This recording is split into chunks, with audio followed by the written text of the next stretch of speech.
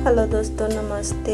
ये है full stitching किया हुआ ब्लाउज, बोट नेक पर है दोस्तों।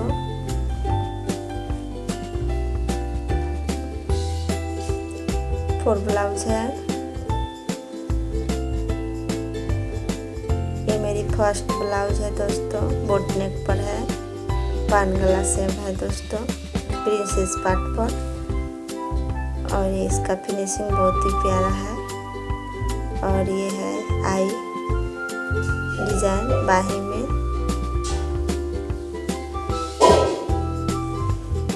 ये भी आई डिजाइन है और बहुत ही प्यारा है। मैंने बुकरम लगाया है दोस्तों।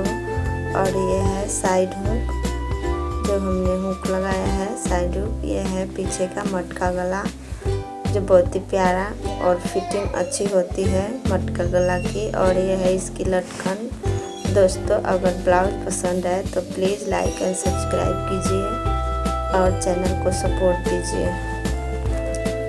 और ये है जिम्मी छू साड़ी का ब्लाउज। और ये है जिक जाक वाला डिज़ाइन जो मैंने गला में दिया है। ये भी बोट नेक पर है और ये भी प्रिंसेस पार्ट पर है। और ये है साइड हुक। और ये झिक झक वाला बाही का डिजाइन है जो ब्लाउज में दिया हुआ था। और ये है पीछे का मटका गला। मटका गला है और हमने लेस लगाया है दोस्तों।